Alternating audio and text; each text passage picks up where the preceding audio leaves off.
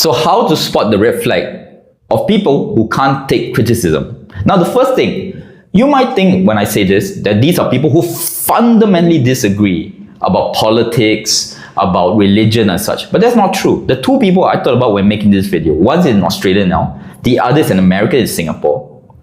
On paper, we are perfectly gelling. For example, we're all liberals, we all have similar hobbies, and we're not religious. But things obviously didn't work out. So the first thing you should spot is, one, they tie themselves, I repeat the word, they tie themselves to a word, an idea, or a movement.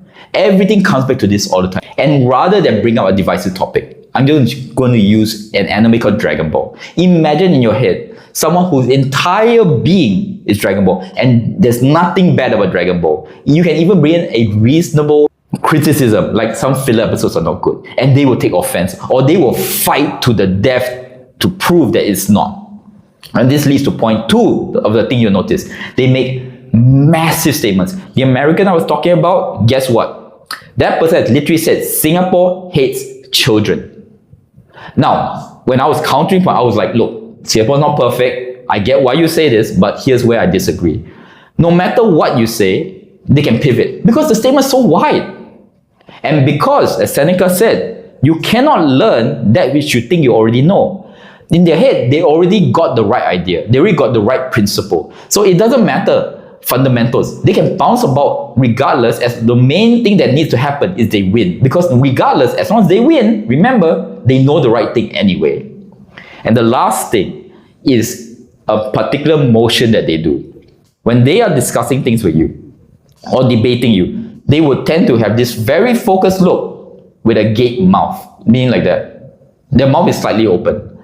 And why they have a focused look is because the only thing they have in their head, they're not listening to you. The only thing they have in their head is to counterpoint you. That one thing they need to say you're wrong.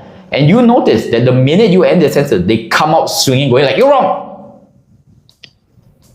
I hope you spot these things, because once people like this get into the group, it might not even be the ideas that they have that spread. But the worst thing that can spread is this feeling of being right. Because it feels so good. Like, imagine if you're already super stressed at work, as this person was. And then you have one person who tells you basically everything good happening to you, your promotion or whatever, it's you. But everything bad during your day that happens to you is that other person's fault. It's this person's fault. It's that person's fault. Naturally, you just lean into that just through stress. And then more and more, this person leans a bit more. Before I end, I must say, I am biased. Obviously, I have some emotion in this too. But regardless, I think the advice is good. So I hope this helps you spot people like that. It helps you from having to suffer with their company. So thank you very much. Till next word.